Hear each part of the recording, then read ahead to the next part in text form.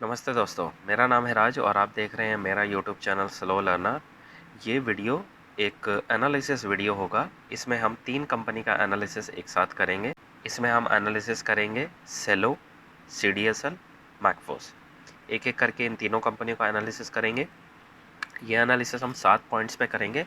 पहले पॉइंट्स पे कंपनी का बिजनेस मॉडल, फिर उसके फंडामेंटल एनालिसिस, फिर उसके की पॉइंट्स देख लेंगे, पॉजिटिव और नेगेटिव क्या दिख रहा है उसमें। उसके बाद मैनेजमेंट की गाइडेंस, फ्यूचर आउटलुक और मैनेजमेंट ने क्या-क्या अच्छा पॉजिटिव बोला जो हमें एज अ इन्वेस्टर ढूंढना होता है।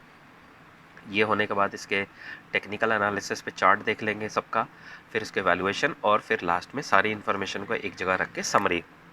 तो सारी इन्फॉर्मेशन को एक साथ रखेंगे और देखने की कोशिश करेंगे कौन सी कंपनी अच्छी दिख रही है, कौन सी बुरी दिख रही है आज की डेट में, कौन सी कंपनी में ज़्यादा अपॉर्चुनिटी है, किस में कम है। और सारी इन्फॉर्मेशन को जब एक साथ रखेंगे तो डिसीजन मेकिंग काफ़ी आसान हो जाएगी। अब इस वीडियो का पर्पस क्या है? इस वीडियो का पर्पस ये है कि किस तरीके से किसी कंपनी को हम देखा जा सकता है। मैं भी एज अ स्टूडेंट ये करने की कोशिश कर रहा हूँ। तो चलिए सब जने मिल के एक साथ करने की कोशिश करते हैं। इसमें होगा क्या, आप भी सीखेंगे, मैं भी सीखूँगा और अपनी जो इन्वेस्टमेंट की जर्नी है या इन्वेस्टमेंट को करने की जर्नी के साथ साथ सीखने की जो जर्नी है वो हमारी ज़्यादा बेहतर होनी चाहिए। चलिए शुरू करते हैं। शुरुआत करते हैं सेलो वर्ड से। अब ये कंपनी करती क्या है, सबसे पहले बात कर लेते हैं सेलो के बारे में। सेलो कंपनी करती क्या है? ये कंपनी बच्चों के जो नॉर्मली जो हमारे बच्चों के बॉटल्स होती हैं, पेन, पेपर, पेंसिल, ये वाली आइटमें बनाते हैं। और होम अप्लायंस, होम केयर की जो आइटम्स होती हैं, तवा, कुकर, मिक्सर ग्राइंडर, पानी की बॉटल्स, ये सारी आइटमें में घुस चुके हैं। बर्तन बनाने का ये सारे काम करने लगे हैं।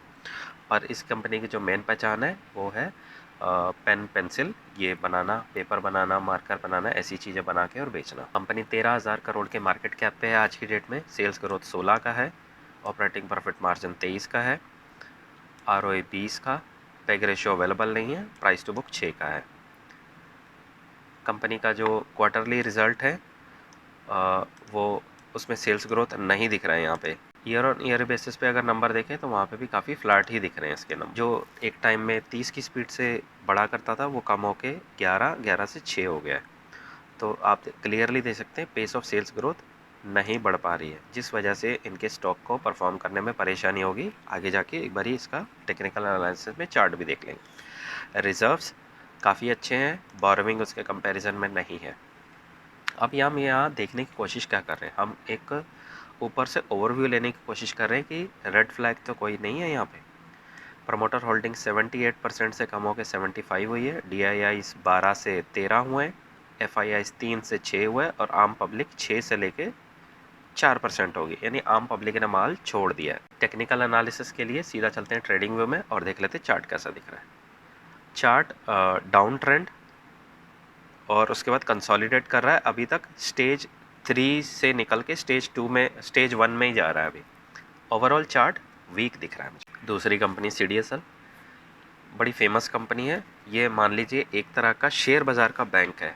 इस कंपनी के बिना, जैसे कोई आदमी शेयर खरीदता है, बेचता है, ऑप्शन ट्रेडिंग करता है, कोई कंपनी अपना स्प्लिट करती है, डिविडेंड देती है, ऑनलाइन KYC, ये सारे ये काम करती है। ये एक तरह का शेयर बाज़ार का बैंक है जहाँ पे सब लोग अपने खरीदे और बेचे हुए जो शेयर्स होते हैं, बॉन्ड्स होते हैं, वो सारे के सारे यहाँ पे रखते हैं सिक्योरली, और जब बेचते हैं तो अपने अकाउंट से निकल के दूसरे अकाउंट में ट्रांसफ़र कर देते हैं। CDSL ये सारा काम करती है।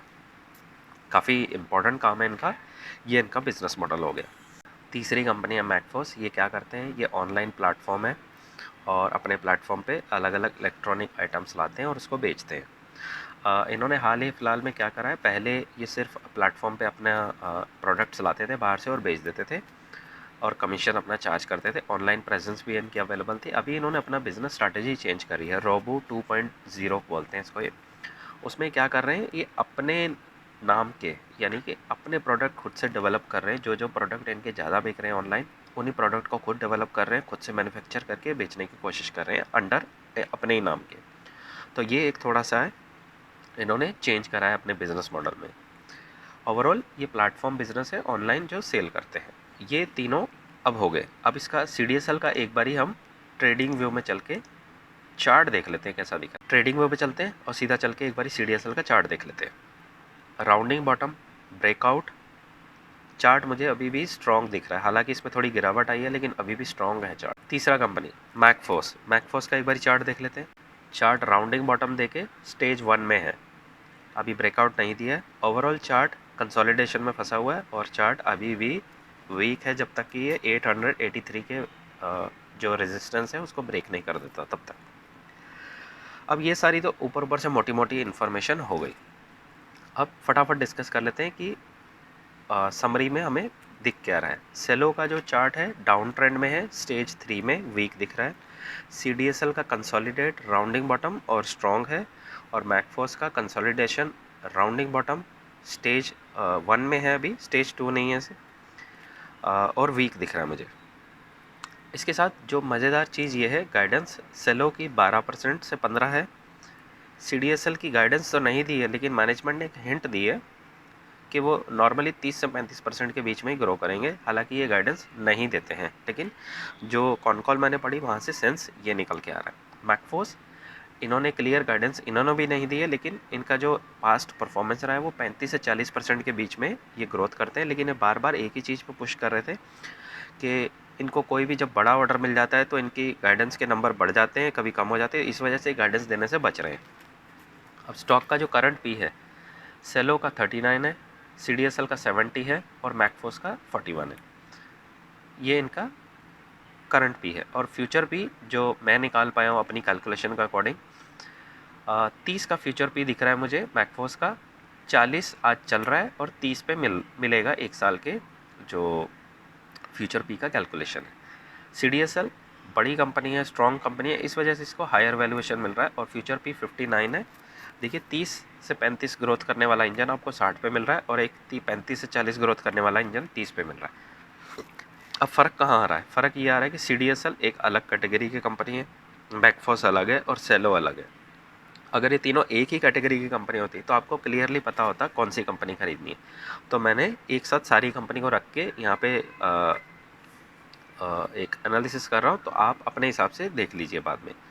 एक चीज़ आपको कहना चाहूँगा, ये वीडियो किसी तरह का बाय सेल रिकमेंडेशन नहीं है, तो प्लीज़ आप ऐसा कोई भी काम ना करें। फिर भी करना है अपने फाइनेंशियल एडवाइज़र से पूछ के करें, क्योंकि शेयर बाज़ार में लॉस हो सकता है। फ्रेंड्स प्लीज़ आप इस वीडियो को लाइक शेयर सब्सक्राइब कर दीजिए, क्योंकि आपका ऐसा करने से मुझे बहुत मोटिवेशन मिलता है और उस मोटिवेशन की हेल्प से आपके लिए लगातार वीडियो बनाकर लाता रहूँगा।